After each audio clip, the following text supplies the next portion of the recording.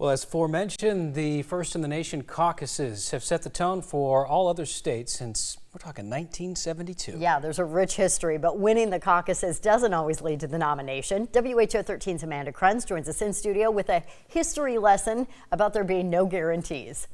That's right. In fact, usually winning the caucuses does not lead to the nomination. Take a look at recent history here. I'm going to move down here. We're going to start in 2008. So if you remember in 2008, the caucus winner in Iowa was Mike Huckabee. He didn't go on to win the nomination. John McCain won the nomination that year.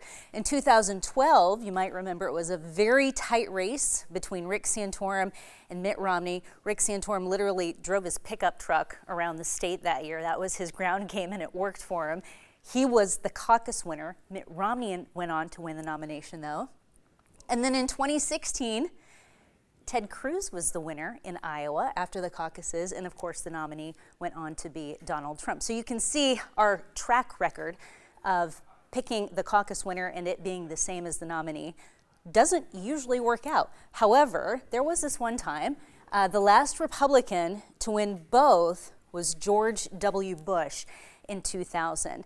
So a lot of political experts will tell you that Iowa picking the overall nominee is not really the purpose or the goal of the caucuses, and it should not hurt Iowans' Republican chances of maintaining its first in the nation status. In fact, the chair of the Iowa Republican Party says one of the best ways to ensure that Iowa stays first is to have a good turnout tonight. I'll tell you tonight, if we have tens and tens of thousands of Iowans that go out and caucus, which I believe they will, I have to tell you, in trying to make sure that we have the 2028 caucus, because this year we're going alone, and Democrats have put extra burden on us. There's no doubt about it. That is the strongest argument I can make to the RNC, that look at what Iowans did. It was 10 below zero, wind chills higher than that, and they showed up. I don't have to say any more. I really don't believe I do. I think tonight could possibly provide the single biggest piece of information that I can use in order to make sure we continue to be, at least in the Republican side, first in the nation.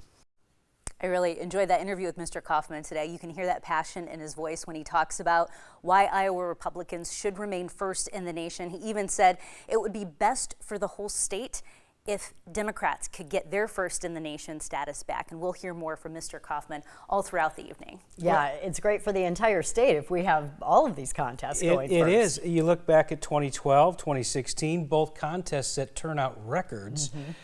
I don't know if that's going to stay true with negative temperatures, but there has always been momentum as far as the Republicans go heading into this caucus, Amanda, and we appreciate your analysis and being with us tonight.